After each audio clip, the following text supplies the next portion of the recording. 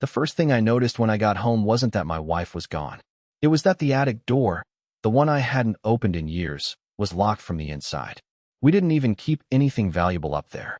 Just old winter coats, dusty boxes, and a rocking chair my grandma left me.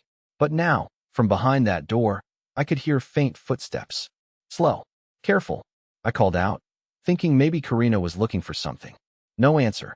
I tried the handle again, harder this time, and something inside scraped against the floor like a chair being dragged.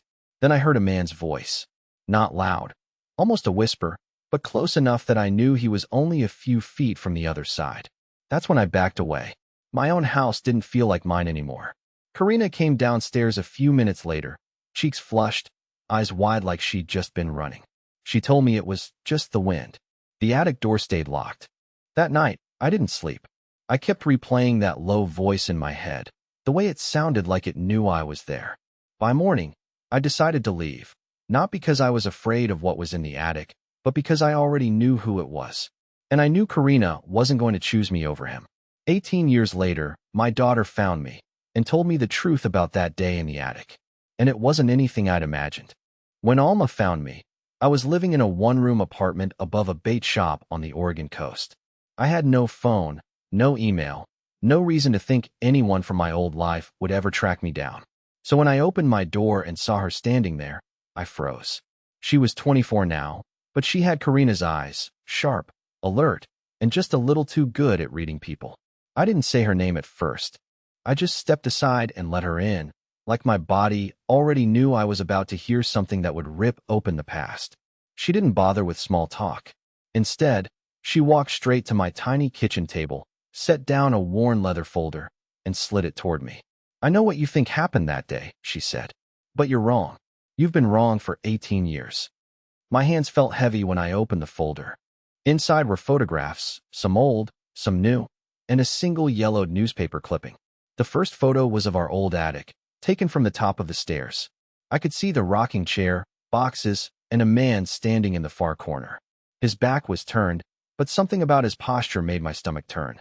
"That's not the man you think it is," Alma said quietly. "Mom told you it was, but she lied. She told me that after I left, the attic wasn't just a storage space anymore. Karina had been meeting someone there for months before I found out, but it wasn't an affair in the way I'd imagined. According to Alma, the man had been paying Karina for something, and it had nothing to do with romance. When I asked her what the payments were for, Alma leaned back in her chair and shook her head. "If I tell you now, you'll think I'm lying. I need to show you." I stared at her, wondering how a truth could be so bad it needed proof. But then she told me the part that hit me harder than anything else. "That voice you heard in the attic? It wasn't talking to Mom. It was talking to me." I just sat there, staring at Alma across the table, trying to read her face the way I used to when she was little. Back then, I could always tell if she was hiding something. A broken vase, a bad grade, a secret stash of Halloween candy. But now she was an adult with an expression I couldn't crack. Her voice didn't shake, her hands didn't fidget. She was calm, almost too calm, like she'd been waiting years to have this conversation. "What do you mean, it was talking to you?" I finally asked. She didn't answer right away. Instead, she reached into the leather folder again and pulled out a cassette tape. Not a CD, not a flash drive. A literal cassette, the kind you had to rewind with a pencil when the tape got loose. "I found this when Mom moved out of the old house," she said. "It's from the day you left. I've listened to it maybe 100 times." Before I could even ask, she explained that there had been a tape recorder in the attic that day, hidden inside one of the boxes. The man's voice was recorded clearly, but so was hers, a younger version of Alma, barely 6 years old, answering him in short, nervous bursts. She wouldn't tell me what was said on the tape, only that it was about me and about something Mom didn't want you to know. "Lowell," she said, leaning in, "Mom didn't cheat on you the way you think. But she lied to protect herself. And that lie made you leave. It made you disappear. And it ruined both of us." I wanted to grab the tape and play it right there, but Alma pulled it back toward her like it was a loaded weapon. "Not yet," she said. "You need to hear the rest first. There's more you never saw. The man in the attic, the money, the reason Mom locked that door." She told me the man's name, and my stomach twisted so hard I felt sick. I knew that name. I'd worked alongside him for almost a decade. He'd been at our wedding. He'd even held Alma when she was just a baby. I asked her one last question. Why are you telling me this now? Her answer was like ice water down my spine. Because he's back. And he's looking for you. Her words sat between us like a weight I couldn't lift. He's back. Looking for me. It didn't make sense. Not yet. But I could feel the blood drain from my face. This wasn't the kind of man you forgot, even after nearly 2 decades. He had this way of inserting himself into people's lives and staying there, quietly, until you realized he'd been steering things all along. I told Alma to start from the beginning. She didn't. Instead, she slid the cassette into the old, battered player she'd brought with her and pressed play. The sound was warped at first, the creak of floorboards, the faint thump of footsteps. Then his voice, low, steady, almost soothing, but with that same edge I remembered from years ago. You remember what we talked about, right? He said. And then, Alma's small voice, shaky but obedient. Yes, but I don't want to. There was a pause, and then a noise I couldn't place, like a box being shifted across the floor, followed by him saying, if you want your dad to stay, you have to help me. Your mom already agreed. The tape clicked off before I could process it all. Alma ejected it and stared at me, waiting for my reaction. My mind was a blur. Stay? Help? My wife agreeing to what exactly? And why was my 6-year-old daughter in the attic with this man, having a conversation that somehow determined whether I left or stayed? I told her this didn't explain the money, or the locked door, or why Karina had told me I'd seen this coming before I walked out. Alma said all of it tied back to one night, months before I found them in the attic, when Karina had gotten herself into trouble, the kind of trouble that made her desperate enough to invite a man like that into our home. That's when she made the deal, Alma said. She thought she could keep it quiet. But then you came home early that day, and everything fell apart. You weren't supposed to know. I wasn't supposed to say a word. Her voice cracked for the first time since she arrived. I thought you left because you didn't love us anymore. I didn't know you didn't even understand why you had to go. I wanted to demand the full truth right then, but she glanced toward the window like she was expecting someone. We don't have time here, she said. If you want to know the rest, we have to leave now. We left without speaking much. Alma insisted on taking her own car, a beat-up gray sedan that looked like it had seen more miles than I had years left in me. She told me to follow, but to keep 2 or 3 car lengths between us. I didn't argue. Something in her tone made it clear this wasn't about paranoia, it was about survival. The streets were already getting darker as the winter sun dipped below the trees, and I found myself watching the rearview mirror almost as much as I watched the road ahead. After about 40 minutes, she pulled off onto a narrow gravel path that cut into the woods. The branches above twisted together, blocking out the last light. We drove another half-mile before we came to a small clearing, where an old hunting cabin sat leaning slightly to one side, like it was tired of standing. Alma parked, got out, and walked straight to the door without checking to see if I was following. Inside, it smelled of cedar and dust.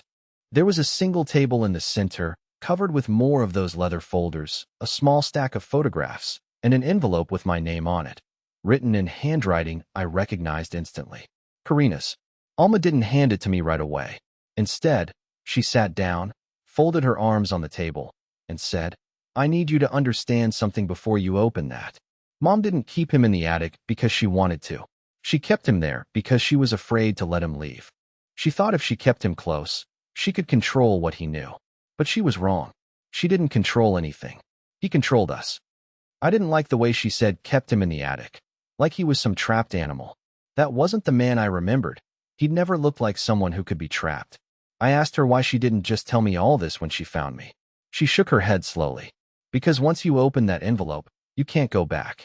You'll have to decide whether to stay hidden or finish what Mom couldn't. Her hand trembled slightly as she slid the envelope across the table. I took it, feeling the weight of whatever was inside. But before I could tear it open, a sharp noise cracked through the silence outside, like a twig snapping under a heavy boot. Alma froze.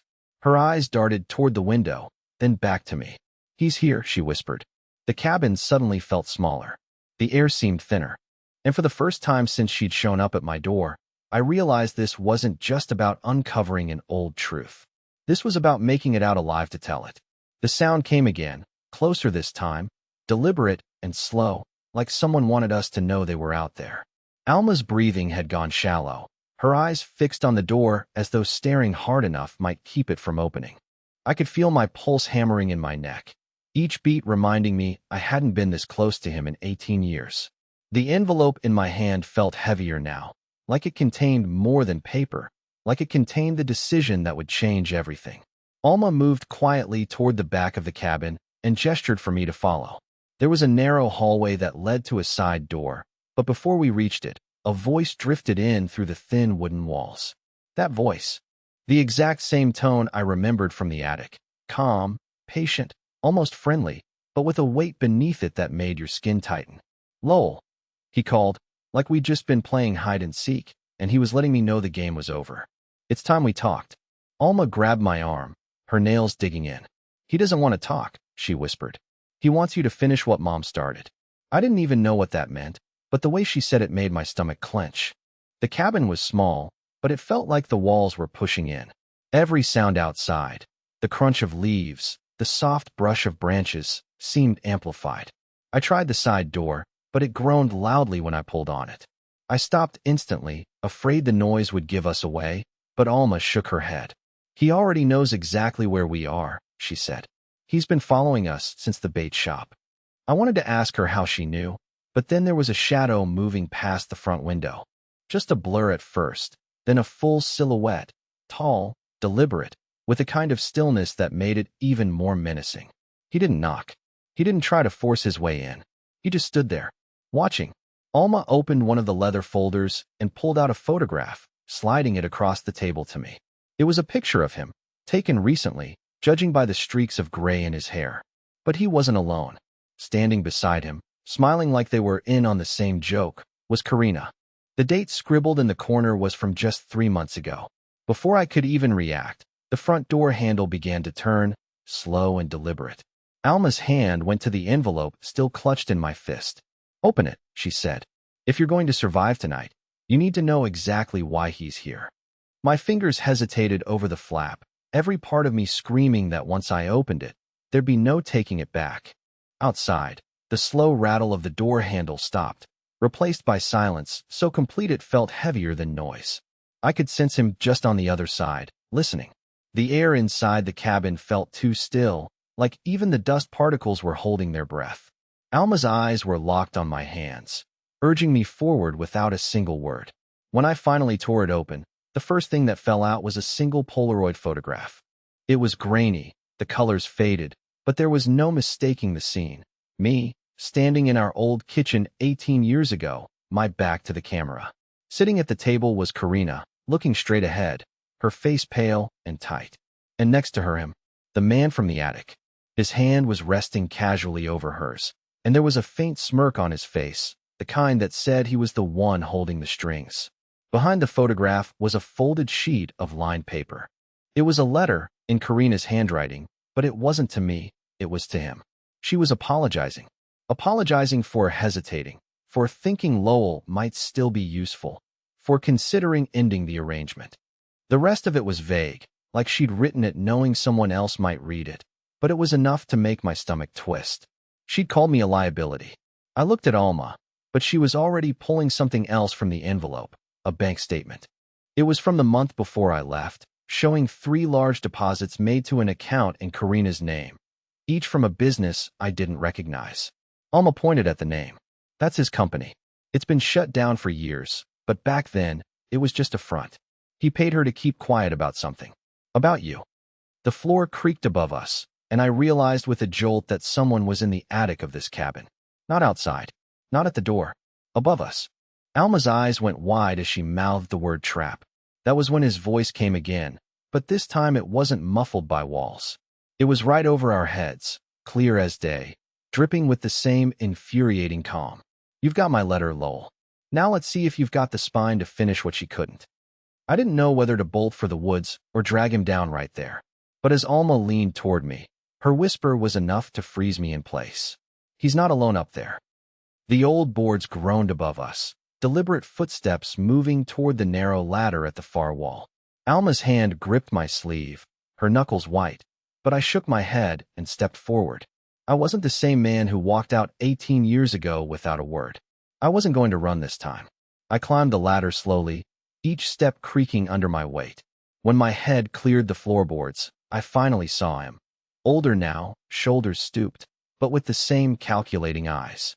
And behind him, in the dim light, was another figure, a woman in her 50s with streaks of silver in her hair. My breath caught. It was Karina. She didn't look afraid. In fact, she looked relieved. "Lowell," she said softly, "it's over. He's done." The man didn't move, but his voice had lost its edge. "I came for an ending, and I got it. Your daughter told me you deserve the truth. She's right." He reached into his coat and tossed a small bundle toward me. The original cassette from the attic and the bank records. "I don't need these anymore. They're yours."